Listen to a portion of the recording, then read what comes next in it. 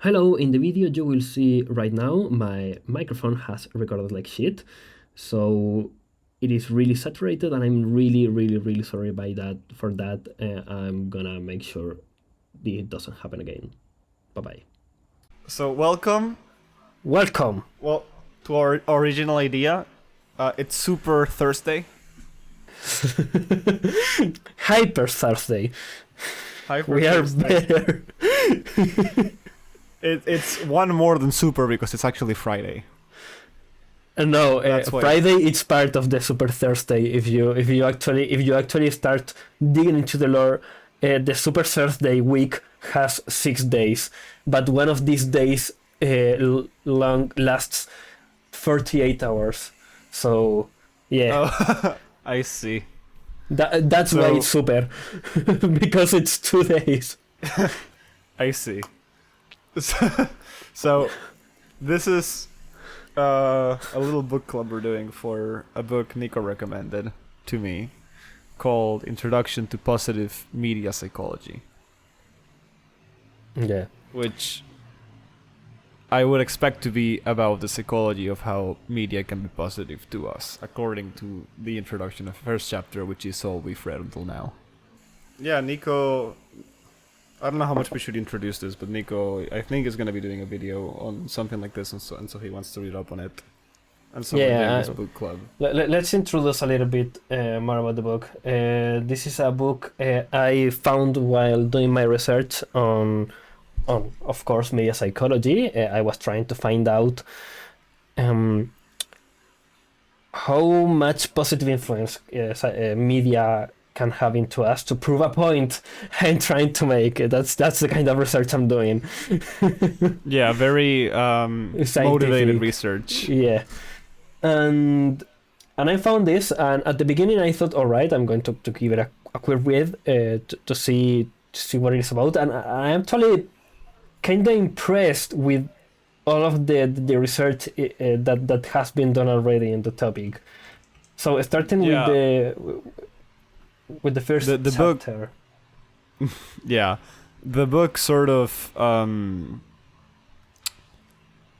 it speaks to a depth of research on positive media psychology and just media that I didn't know existed because I'm an ignorant techie, and so I didn't even know this was an area of research, let alone such an apparently well researched one, or at least more well researched than I expected. Yeah, that's kind of my. I knew psychologists existed, and I knew there has to be some kind of a study around. I mean, I have read a lot of things about video games and psychology, although mostly negative things because people like and love negative things, which is a point this book also makes. But I didn't expect this this detailed of a research in media in general, and specifically a positive overview, which doesn't mean it is ignoring the negative, but more that it is acknowledging what most negative researchers do not. Yeah, I wouldn't go as far as to say that it's a reactive book, but it definitely acknowledges pretty early on that most media studies are negative about the negative aspects of media, right? And this book like intentionally chooses to focus on the positives, though it's not refuting the negatives. And that's a thing that already exists outside positive media psychology, which is called positive psychology, which is the studies that are focused on the positive things about our psychology, how to nurture it, and instead of focusing so much in this kind of negative things about ourselves, which is mainly, psychiatrists and clinical psychology research, which is not bad, but there is So not so much research about the health, a positive view of the health. Yeah, that's something I was wondering. Like, psychology is often viewed, like, often used to identify bad habits or bad behaviors, right? The patterns of thought. I'm not a psychologist, so I'll speak pretty imprecisely. But it seems to me like positive psychology might be a little more focused on encouraging positive patterns. Is that accurate? I think more than I mean, in this book there is a part that says, and I quote, "This is not a prescription to get health," or I can't find the quote, but it says this is not a prescription. This is true for most psychology. There is never quite a thing as do this and you'll get better, but what it is is normally when psychologists research something, and you're right about that, it's more on a kind of don't or things that are unhealthy, because that is our focus, how to get unhealthy to healthy. I mean, I say that as a clinical psychologist. Yeah. When you think about psychology and when I think about my work, what comes to mind normally is, all right, how can I get someone who isn't feeling well and who is not able to keep up with life, to keep up with society, to a functional state, to a state where he can enjoy life, which is the main thing. And would you consider positive psychology to be a tool to achieve that? Or would you focus more on fixing the bad aspects? And if you would, do you think you maybe should focus more on encouraging the good ones, or do you think trying to remove the bad ones is right? You know, like the thing to focus on mostly. I think, especially when psychology began with Freud, and especially when conductivism, Skinner came around, the idea was really focused on avoiding bad behaviors, and that was the thing. You shouldn't do this, or maybe you should do this to avoid doing Instead that. and this kind of thinking is not like a bad one, or at least not inherently so. But you need to understand what every person needs, and most of the time people need something instead of needs to get something out. Yeah, you need to add something instead of taking something away, maybe. That's absolutely right. So I think it's a little bit of both always. You have to realize what this person needs, but most of the time when you at least view the whole, change the paradigm, do a paradigm shift to focus on learning instead of unlearning, it has, at least in my experience, a more positive effect in the patient and in everyone. Something that also I thought was like something that this reminds me of. No, that's not the right way to say it. This book seems to me to be like very broadly applicable. I think most people could probably stand to gain a little from understanding the relationship with media better from a psychological standpoint, and particularly both the positive and the negatives, right? Like, you should probably be able to tell if you're doom spiraling, but you probably should also be able to know how it looks like to consume media in a better way.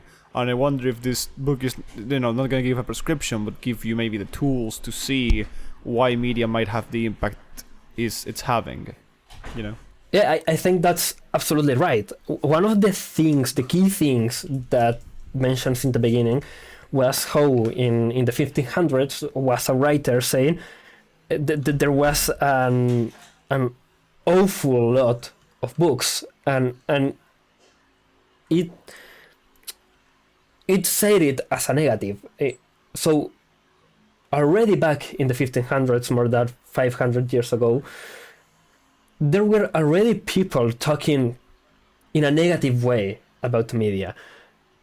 And with this, I want to come to get to the discussion about how it is a lot easier to talk about the negatives always, and how that also happens with the modern digital media. So you always, even if you get to YouTube or TikTok or anything, the people who are talking well about media are mainly talking about money or marketing or anything but the human aspect of being.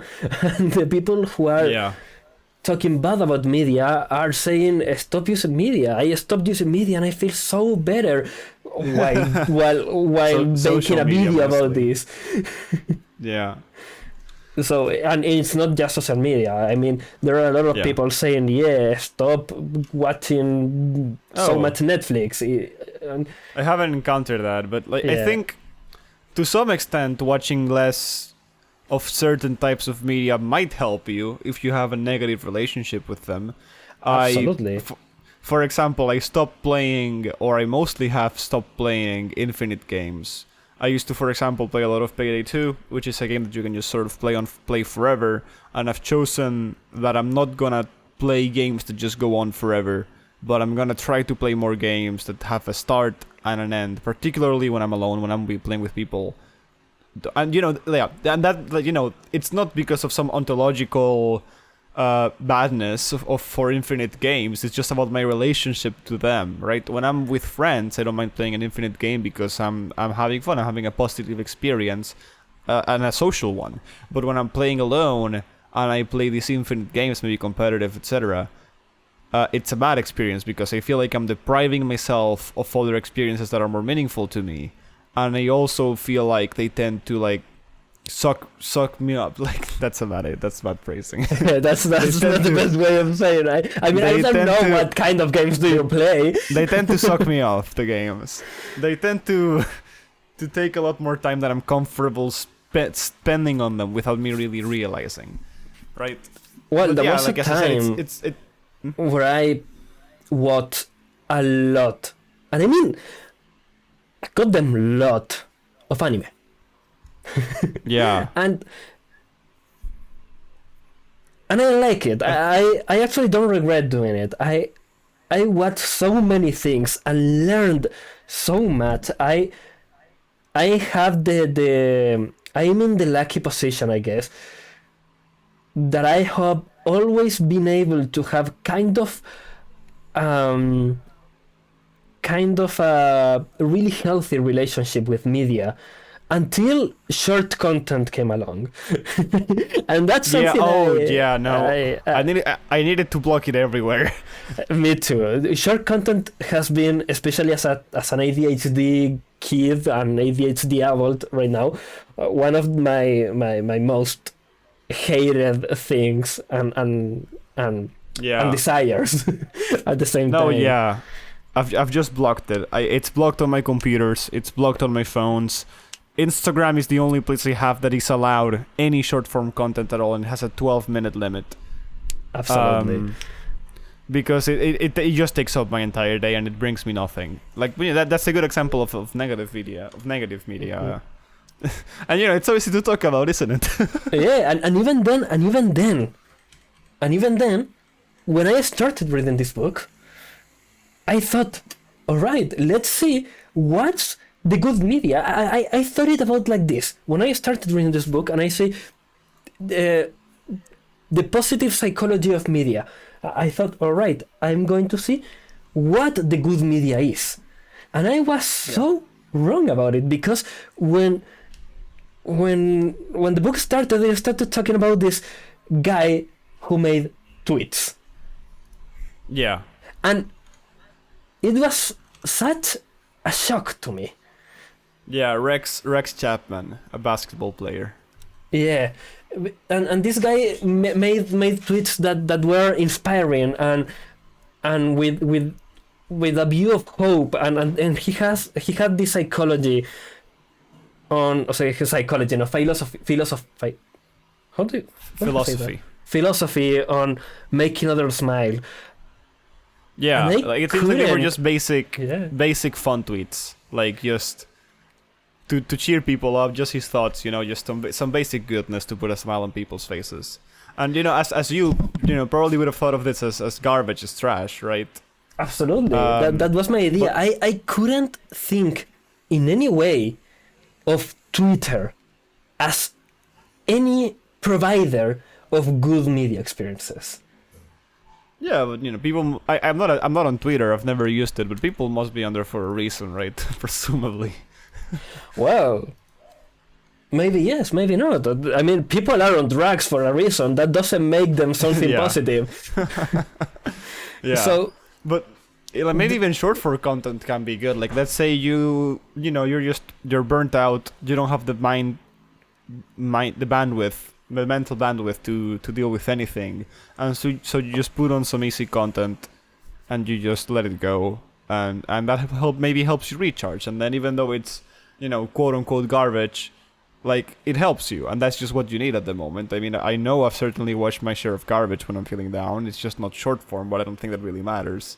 The well, in point my is case, I don't think short form never helps. But I do think that maybe that does depends on the person that's watching it, and maybe that depends on what the person is needing. And there are some things that are true about short content.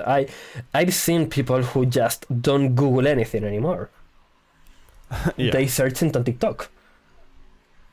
Yeah. Which it's such a wild thing to me, but what would you prefer, the AI overview or this really niche blog, or a video of a human explaining to you?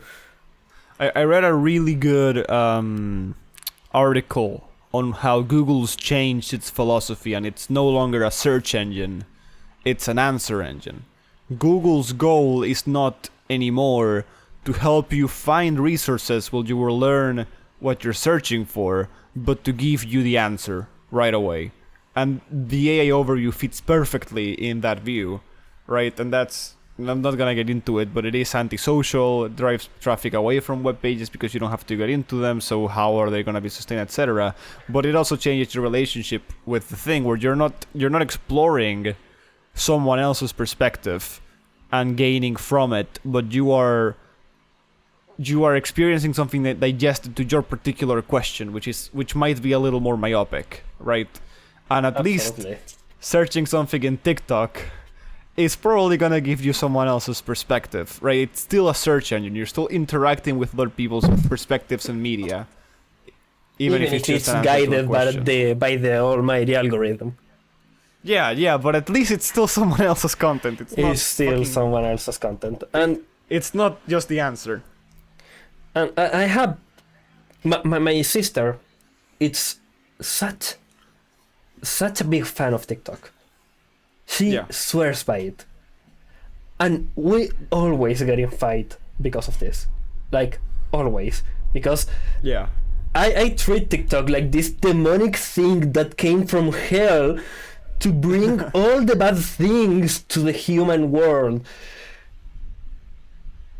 And I would say maybe that's not so true.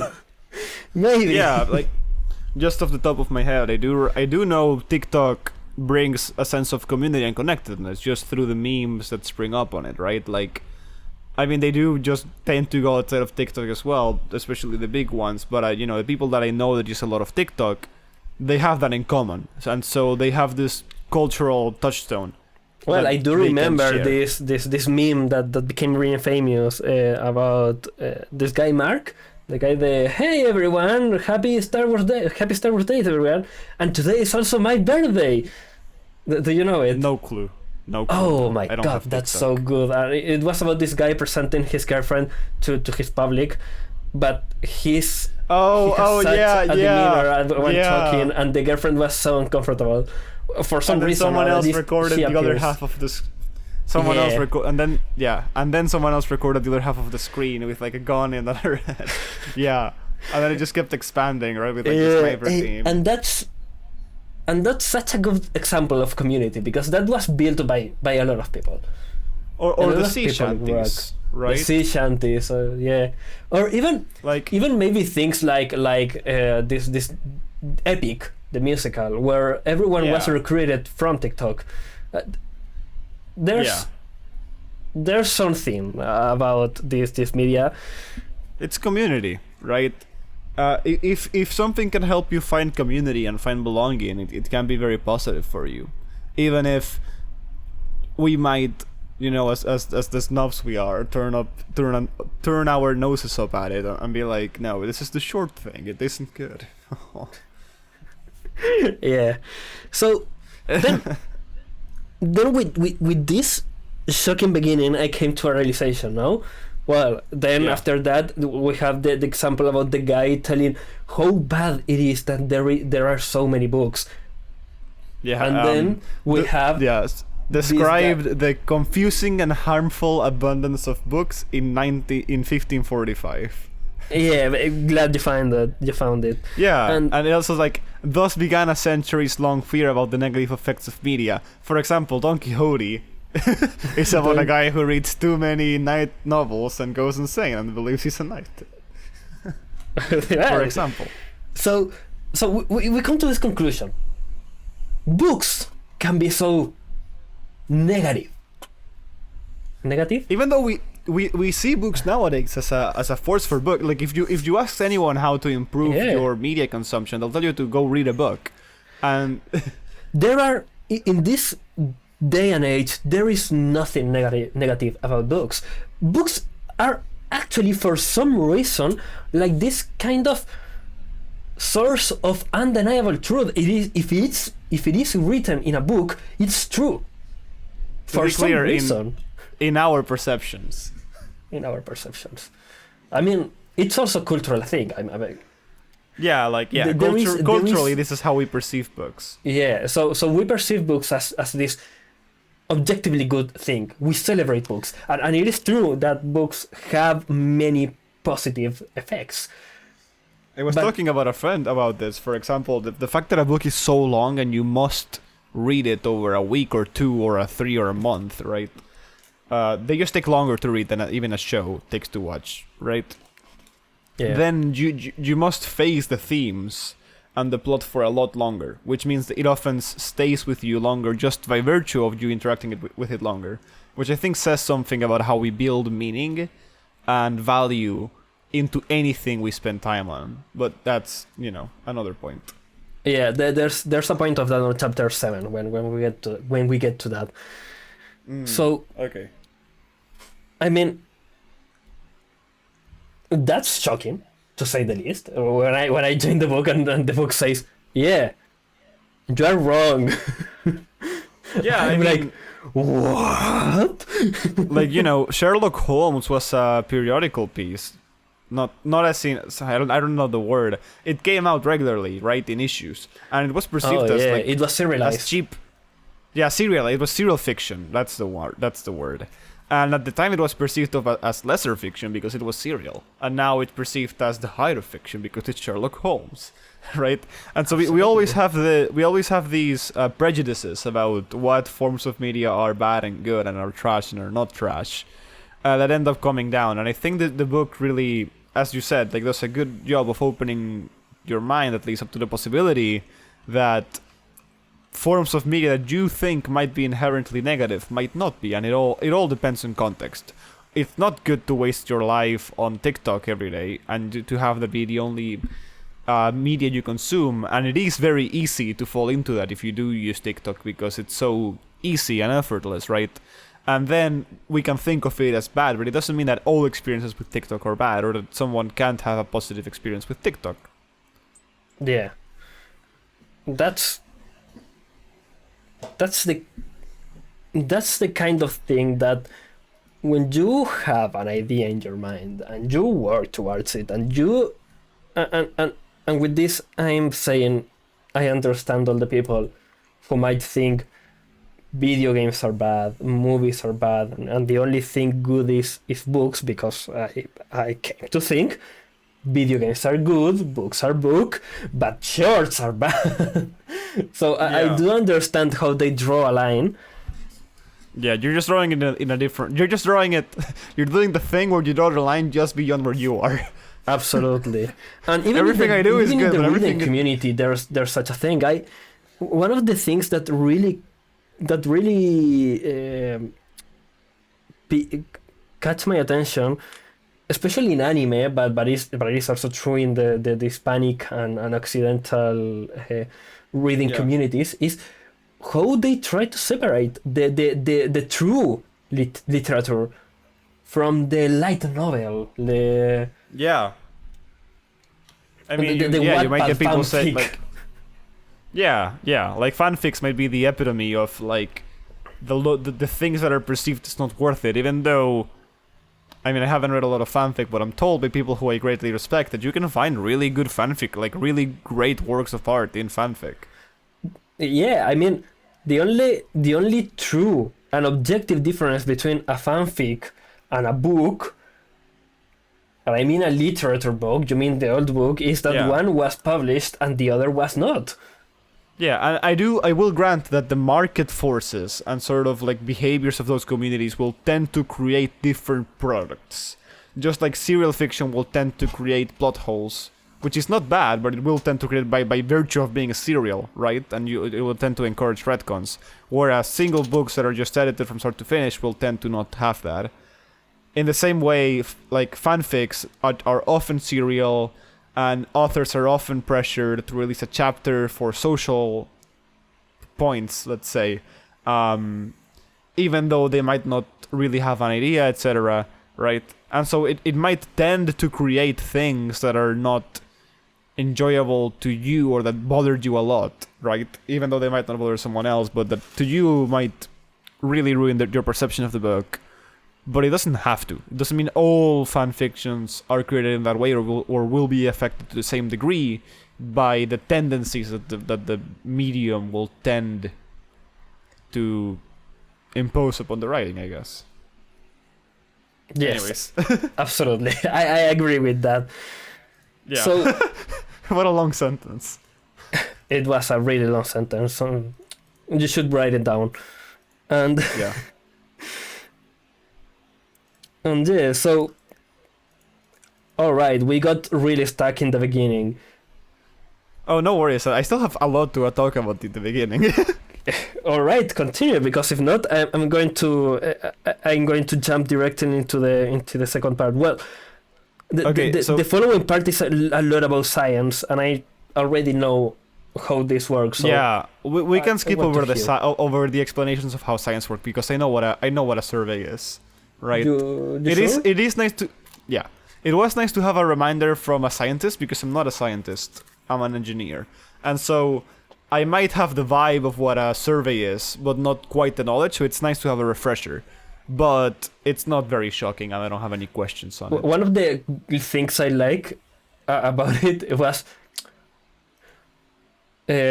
this guy saying, well, scientific research is not the only way of researching, it's not the best way of researching, but we are choosing it anyways. Yeah, that's absolutely incredible. Like, yeah. I'm trying to find the quote. Here's the quote. The use of the scientific method presumes certain truth or realities about the phenomenon in question. That is, to examine something through the lens of science, one assumes various things about that something. Science is not the only way to understand our world, media, or well-being. Our personal experience, intuition, traditions, and rituals, voice of respect and authority, cannot provide insight and wisdom for daily living. However, science is the method of examining this phenomena that we employ through this book. That's wonderful. People tend to assume that science is objective. And science is not objective. Science assumes its subject is subjective, but science is not. First of all, science is greatly influenced by economics and culture, because to research something you need to get funding for researching that, right? So you very often get very motivated scientific articles that are funded by the people who it benefits, and even those that are not funded by the people it would benefit, right? For example, in my university, we tend to get a lot of biotech or like medicine technology works, like research things in our university, because it's publicly funded and you can very easily justify it to a board if you say, oh, it's very ethical, it has medicinal applications, even though it's untested, and you might get more mileage out of doing something more certain but less flashy, right? And that will turn to influence science. I mean, even the thing we talked about how most of the research in media is focused on the potential negative consequences of it, right? That betrays how science is subjective, because when you are choosing to study media, you might choose to do the negative or the negative aspects or the positive aspects. And the study of the positive aspects might not even occur to you because of our social perception of how media is bad, for example, right? You might not even think of it. And even if you do think of it, you might not be able to convince whoever needs to fund you that it's something worth looking into, right? And yeah, like, it's very interesting that the book acknowledges that even though it's focusing on science, science is not the only way to look at something, and also not necessarily the best. It doesn't go into how science is subjective. That's my I'm adding that, but I think it is also relevant. Yes. Yeah, it doesn't criticize the scientific method. It just states what it is. Yeah, and that it has its limits. And I'm someone who used to think of science as subjective, and he used to base a lot of his identity around that. And yeah, it's not. Yeah, me too. It's not objective, and even if it was objective, it would still be limited. So, following, what's the next thing that caught your attention about this chapter? Oh, this is a little note I had, but it was about the positive aspects media can have. And I was thinking about how video games can have a specific positive aspect and that other media can't have. Which of course I do, because I play games. Okay? So, personally, video games have greatly helped me deal with, how to phrase this, high stress, very time limited situations. So like split-second decisions. I probably could have gotten this as a child if I was more into sports. I realize this is not unique to video games, and maybe something more relevant to games more broadly. But having played shooters, both single and multiplayer, and games like the Soul series real-time games that force you to make decisions in split-second decisions, has greatly helped me keep my cool and actually react intelligently and not just with my instinct. Of course, anyone who's panic rolled knows that this is not 100% something you can do every single time, but it has helped. And something else it has helped me with is my fear. By playing games that are scary to me, like Outer Wilds or Subnautica or Prey, and having to face that fear, in a way that's interactive and involving, in a way that a horror movie isn't as much, right? Also has helped me, I think, deal with scary situations in real life. A sort of practice ground. And it does echo how media normally works, since, shows, a show about the death of someone might prepare you for that grief even before someone in your life dies, or if it's been a while, or etc., right? Through empathy and compassion. And games can broaden that to more like interactive actions, not just emotional reactions. Yeah, on that I agree. I think one of the superpowers that games can have is exactly that. How can they add you into the equation of emotion, morality, and all this specter that forms around any experience. And it can be in a really silly way, like in this kind of cute games where you can help people and you are motivated by that. Mm-hmm. or it can be in kind of a not so silly way. I try to play Papers, Please. Oh yeah. And it was such an, how can I say this, anxious experience, because not only do you have to deal with the time, you have time to take decisions, but you also have to deal with the morality of your decisions. So there are times when you have to let someone through that you do not want to, and sometimes you do have to keep someone out that you do not wish. Sometimes you have to do between doing the right thing and doing your job for which you will get paid, and you have very limited money, and thus there's a pressure because you need to feed your family and pay for the heating and pay for your room and etc. And your family will die if you don't pay them. It's already stressing enough if you just try to do your job and do it right. Like, yeah, I tried to do it that way, and my family basically almost died, and it was awful. Yeah. And the fact that I have to also take a moral decision in between, and I have to think, if I let this guy through, the other girl will end up a prostitute. Yeah. And that's heavy. So of course you can see it just as a game, but if you see it just as a game, then it is not different at working. I don't know why would you play it that way. Yeah. But, I mean, it can be fun to do something mechanical. I played it as a kid when I was too young to really understand what was going on and what it was alluding to, both in the general setting of the game in a Soviet country, but also in the specific situations, right? I mean, I wouldn't have really known what prostitution was or entailed, or what a pimp did in prostitution, right? And yeah, of course. When I replayed it recently, it was a way more emotional experience because I was actively engaging. But I feel like if you were a little more, if you went into it with a different perspective, a little bit more detached or uncaring, and you just let your family die, you might have a very different experience that's maybe a little bit more shallow. And that reminds me that the book addresses 3 types of experiences, maybe sort of like with media: the hedonic, the meaningful or eudaimonic, and the transcendent. And it is interesting because I also think of media in these terms more or less, but I wouldn't have thought that a book was gonna use maybe the same terms more or less that I would use, right?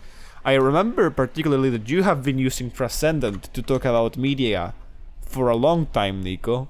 And absolutely. to see a book use that word, I mean, when you started using it, you didn't know it was a positive media term, did you? You know? No, absolutely not. And even then, in this book, transcendent means something quite different to what transcendent probably means to us. Yeah, I haven't gotten that far. I don't know what they mean yet. Yeah, don't worry. I'm not gonna spoil you that. I have vibes, right? Like hedonic seems to be to signal short-term pleasures, whereas meaningful or eudaimonic seems to like be a little more mid-term, and transcendent signals to me long-term. I don't know how accurate that is, but that's the vibe I get. Yeah, you're wrong. But for me, let's focus a bit in hedonic and eudaimonic. Eudaimonic. It's such a. I say eudaimonic. Eudaimonic. I mean, this word is already hard enough for me to read in Spanish.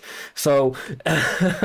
Eudaimonic. So, you are demonic first, and second, I really like this differentiation. So what does eudaimonic even mean? I'm gonna look it up. You can keep talking. All right, because this kind of differentiation is the differentiation between enjoying something and actually appraising, like realizing the value of something. When you enjoy something, when you enjoy a meal, you think it's good. when you realize the value of a meal, when you eat someone and say, "Oh fuck, this is good. What is this made of? Wow." Yeah. And who is the chef? Let me talk to the chef. Yeah, how long have you been here? And why do you keep this? How do you make this? Did your mother? There are different. And now let's translate this into media. It is the line when you start thinking about how good it is actively. Is that the line? I don't think it is. I think that the line is. No, you know what? Maybe it is. I think in future chapters it says so more specifically, but I don't have the quotes right here to Fair enough. tell you. Yeah. But I mean, you've read ahead of me. I have no idea. And I've read a lot, so I can't remember everything about this book. But I think it kind of is, because in the end, that's what meaningful is. When you realize something has meaning. And when I was researching for this, this was actually kind of the point I wanted to take across. The search for eudaimonic experiences. Why? Why do you think? Well, first, I have kind of a bias. I do prefer eudaimonic experience instead of hedonic. I actually kind of don't like hedonic experiences, which kind of explains why I don't like short content, because short content is usually hedonic. Yeah. Usually. I think there's always a space for eudaimonic experiences everywhere, but usually short content lends itself to be hedonic. So my point when making this video is how to search for eudaimonic experiences, because my bias, my thinking was eudaimonic equals good, and when reading I too still think this. I mean, it's not like hedonic is bad, it's just that eudaimonic experiences are the ones that help us grow, help us nurture our virtues. So perhaps we'll see when we get there. We'll see when we get there. So I do have a question. Question me. So it says, three particular types of content are narrative content, like news and non-fiction, narrative content designed to persuade, and children's educational and pro-social programming in games. What's pro-social programming? I don't know. They haven't explained it, but I can imagine it's a game that's programmed to be pro-social and no antisocial. I think games are always in this kind of sticky spot when we talk about these kind of things, because games are the only media that can make you take actions that are antisocial. And I already have a video about this, and I want to write a video talking about this video and clearly talking about why I'm wrong in that video. But I also say in that video that I'm kind of wrong. I say I'm playing devil's advocate. So I hope that that's clear in that sense. No worries, you're wrong often, I'm used to it. Come on. And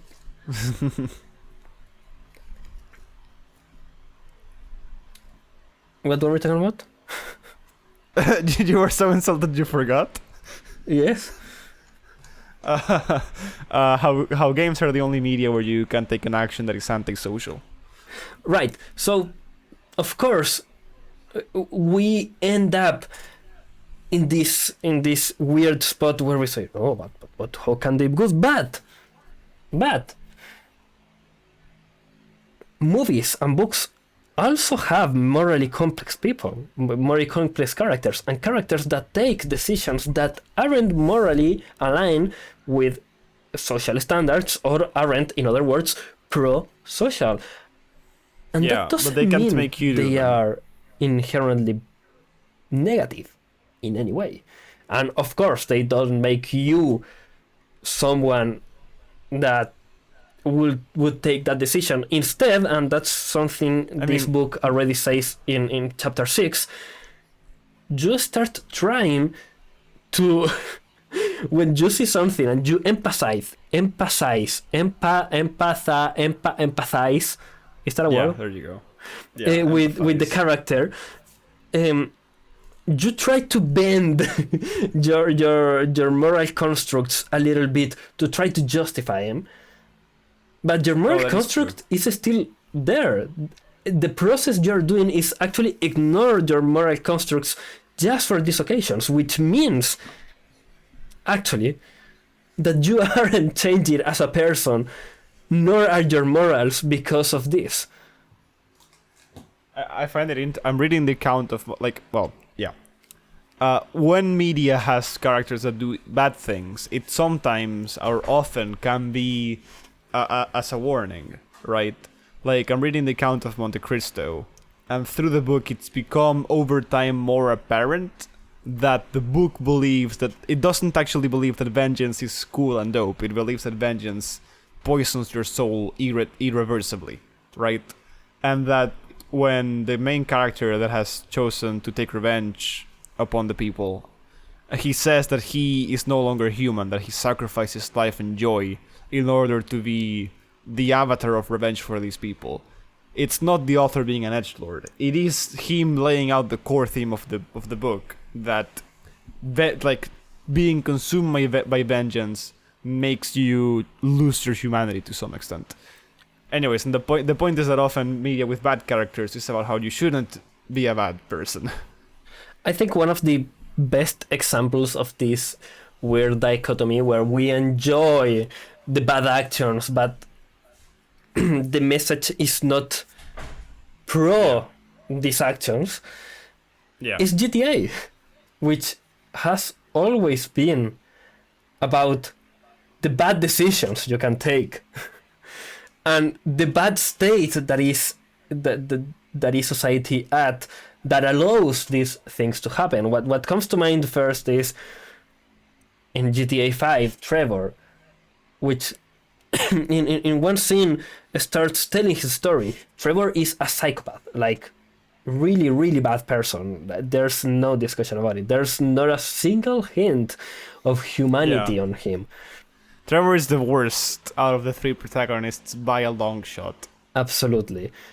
And Trevor starts telling this guy he hires, I don't know if he's a hire or something, about his story, about how he wanted to be a pilot, but he got rejected because people saw his psychological problems, because people saw he was unstable and probably a bit of a psycho.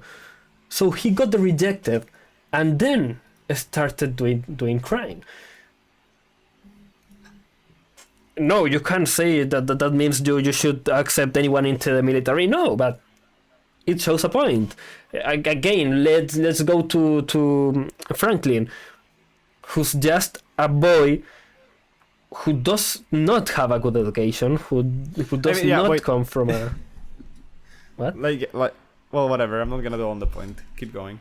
Yeah, I mean, Franklin, his story is not about. That's the same Trevor. Trevor is not about how you should be like Trevor. Trevor is a story about, look, the sad state of this guy. Franklin is kind of the same.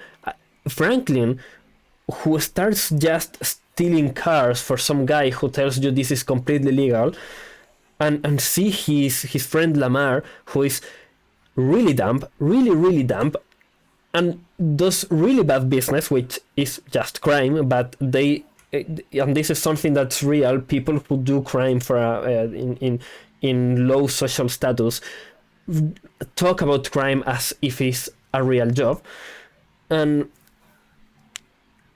this guy just see opportunities to start going up, and he takes them, and he's not only a lot of the times feeling empty because of it, but he's criticized by his family and by the people who saw him grow because of these decisions. And this is not something just in GTA 5. In GTA 4, the story is not about how you should join the mafia. It's about how hard Don't spoil GTA 4. I don't worry, I won't. The story goes about how hard it is to start anew, how hard it is to actually get out of crime once you start, because just one little crime can send you in a spiral. And these are probably the most violent games out there. There is no better example at a violent game that kind of glorifies crime like it is GTA. Yeah. But you get the point. I mean, I guess not everyone, but like if you have media literacy, you get the point despite enjoying the killing. I mean, that's true. So, Far Cry 3 also does something like this. And I'm not gonna say a lot of games are like that. I mean, if you play Uncharted, you see just how shallow can be the morality discussion in Uncharted. You just go killing person, and you do it for history, just like Indiana Jones. So you do it because that belongs in a museum, nothing else. It's the same with Tomb Raider. So yeah, it's not like everything is like that, but the chance is there. Yeah. Let me look at my notes. Give me a second. Yeah. I'm also looking at my notes.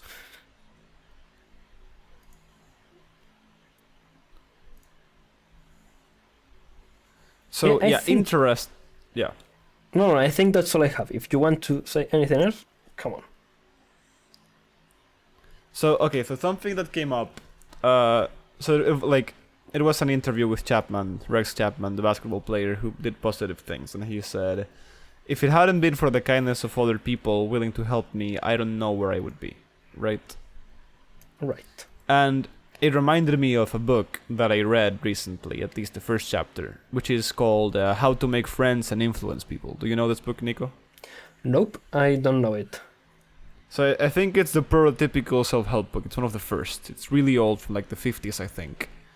And it's about how to have conversations as a professional. It's the way I would put it. Not necessarily. It also works for your personal life, but it is how to be liked, which is not something you always want to be by everyone, but it's a book about how you should behave if you don't want to be hated and if you want to be liked. And the first chapter is about how you should basically never criticize people.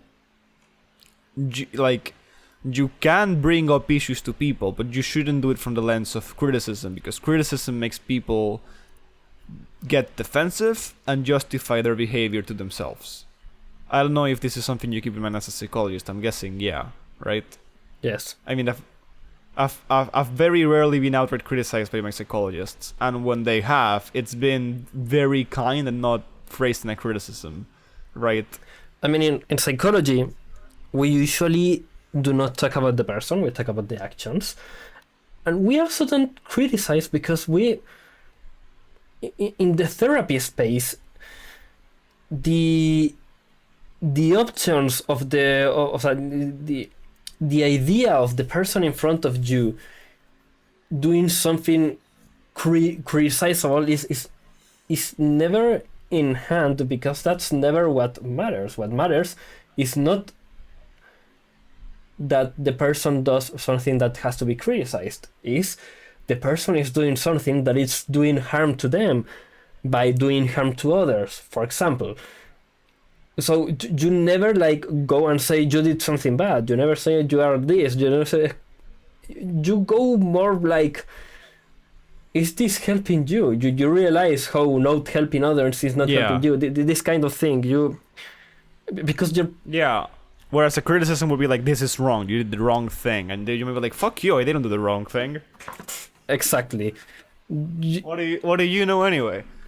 And well, yeah, and just the idea that it just makes me think, because this was about sleeping in his car and doing good in the world, and about a donation. So it got me thinking in terms of politics, and it makes me wonder. For a long time, right? it was sort of like, even when I became a leftist, I've always sort of like debate people or debunk people, right? Like debunking flat Earth, debunking whatever, debunking this right-wing conspiracy, like the old H-Bomber guy videos, or debunking the anti-vaccine movement, etc., which are very negative videos, and I do think they serve a purpose insofar as they shift the cultural lens to make a behavior ridiculous.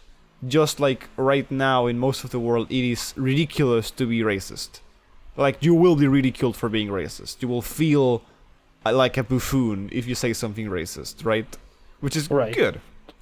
But it just makes me wonder if we could also do some political good by trying to give positive examples. Like, for example, like Greta Thunberg, for example, a climate activist that of course of course, got very, very much criticized. Mostly by the people she was criticizing. Like, she asked people, "How dare you? How dare you, middle-aged and old people, live this rotting world that you knew you were making worse to us, right?" And for that, she got criticized because she was criticizing them, and they got defensive, And I'm not trying to blame Greta. I think she did.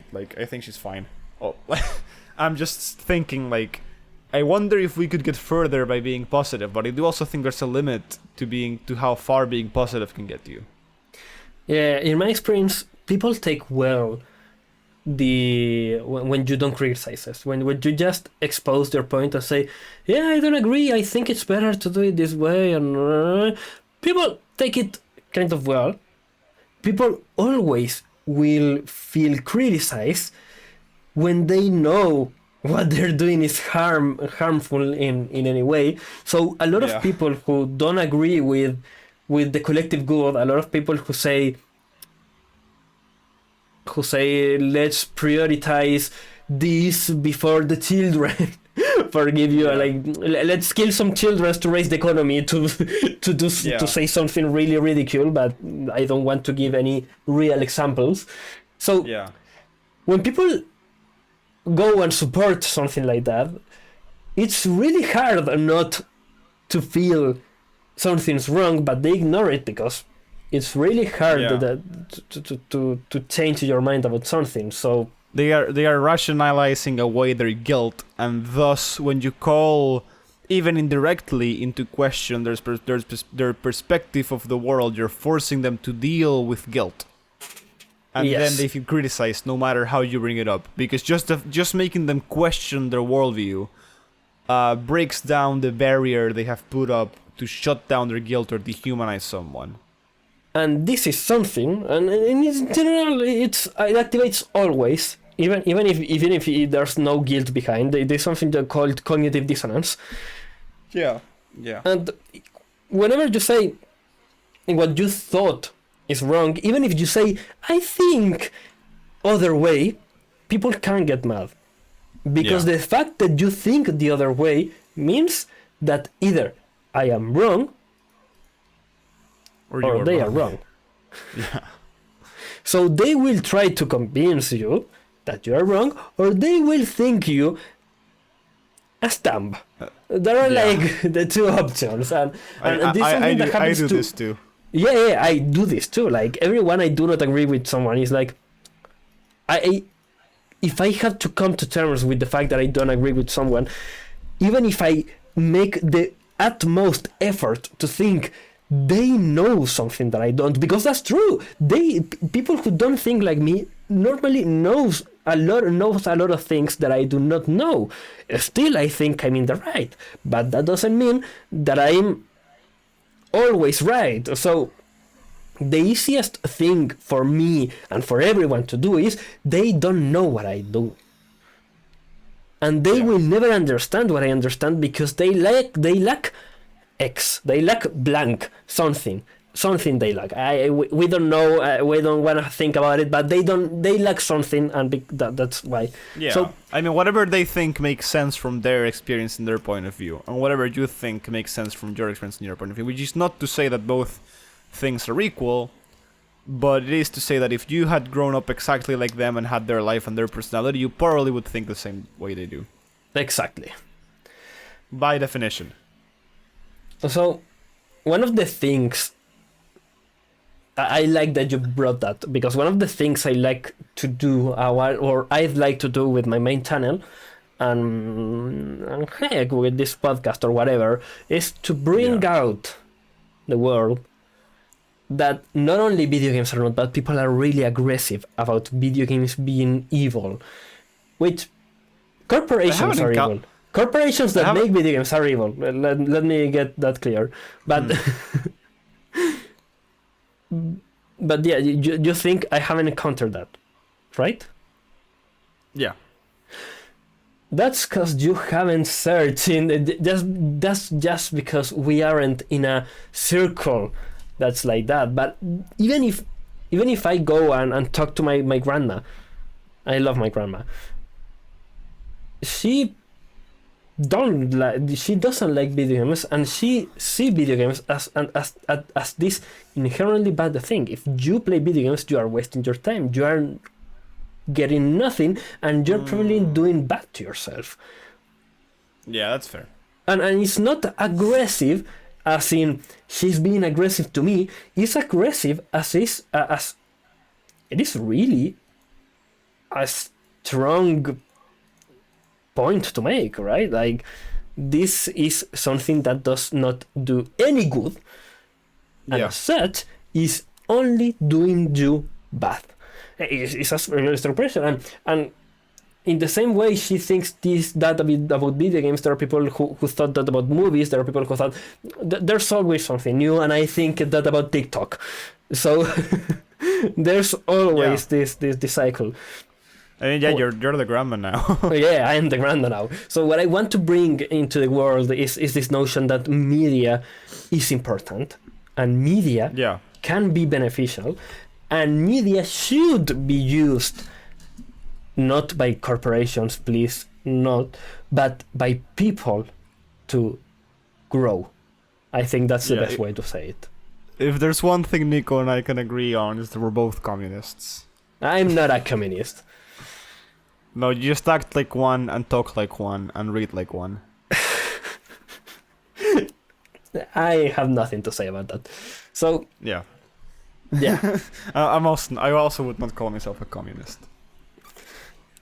So yeah, I think that's the call point. myself a leftist. Yeah, I wouldn't call myself. I'm just anti-capitalism, and the reason I'm anti-capitalism is because the actual implementation of right now it's not good. Make it good, and I will be pro-capitalism. I don't know.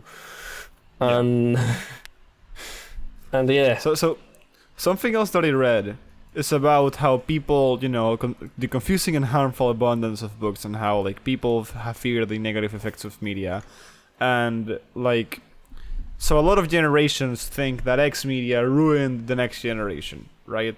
Like rock and roll, early rock and roll ruined the people from that age because they all became hippies. Punk ruined the generation because they all became rebels, and then grunge ruined the generation because they all became disinterested, right? And it all plays. I think it often has the cause and effect backwards. Is I guess my point, right? Like, media is both cause and effect. It molds the zeitgeist, which you now know what you are because I told you what this word means, but I'll repeat just in case it means the culture of the moment, or the spirit of the moment. It molds the zeitgeist, because it spawns imitators, and like media like something that becomes popular will become popular, but often medias that define an era are sort of chosen by the spirit of the time, not molded it. For example, like Nirvana's album Nevermind, that made grunge really popular. It had no reason to succeed other than it resonated with people at the time. And then it brought around a whole new aesthetic and a deconstruction of pop and like a whole new era. But it didn't do that by itself. People liked it and sort of crowned it the herald of the new era, right? But it didn't do that. People did that to themselves. It resonated with something that people already had. It did not ruin them. Right? You should read about habitus, because I think it is a way better concept that the spirit of the era or zeitgeist, or I don't remember how to say it. I know about habitus. Habitus. Habitus. Habitus, which is from sociology. So it's sociology. The way that people perceive and respond to the social world they inhabit by way of their personal habits, skills, and disposition of character. Read about it, because it is really interesting. And yeah, I don't know if you have anything else to add about this. I might not. Let me see. I did take some more notes down, but they were mostly for myself to remember. I think that's all I have to say about it. Oh. It came my mother just screaming. Oh. I'm gonna cut this. I don't care. So, yeah, as a conclusion, and as a conclusion of both this chapter and an introduction to the book and to whatever this shitty podcast is. Yeah. I think there's a point to be made about how knowing about media, besides the negativity and this doomsday mentality that people have about social media, is beneficial. People should do it. And yes, you're right. This book can be read by anyone. So if for some reason there is someone listening to this and want to read it, it's called Introduction to Positive Media Psychology by, I can't read the author. Can you tell me the author? It's like 4 authors, I think. Yeah, but the main author is Arthur something or something. Arthur A. Rainey. Arthur A. Rainey. Thanks. I was reading something from Berkeley, I think, and I was getting confused with the name. So yeah, if you want to read it, that's the name, that's the author. And reading psychology is surprisingly easy. I think Luz learned that today. At least this book is. I don't believe that all psychology will be easy. I mean, just don't believe you in that. Most of the psychology I've read, except Guidano, has been really easy. So fair enough. So yeah. This book. Yeah, I mean, other than a few words that I didn't know, like eugenic. Yeah, but those are concepts that are present in this book, so perfect. Yeah, so I mean, I reckon they will get explained whenever they're brought up. So yeah, this is where we should do our catchy phrase or something. What is our catchy phrase? See you next Super Thursday. And get informed or something. Yeah, fucking read a book. Read the fucking book. Yeah, read a book, the best form of media, as we established today. Instead of RTFM, let's just go with RAFB. B, yeah. RAFB. There you go. Read a fucking book. Fucking book. Goodbye. Goodbye.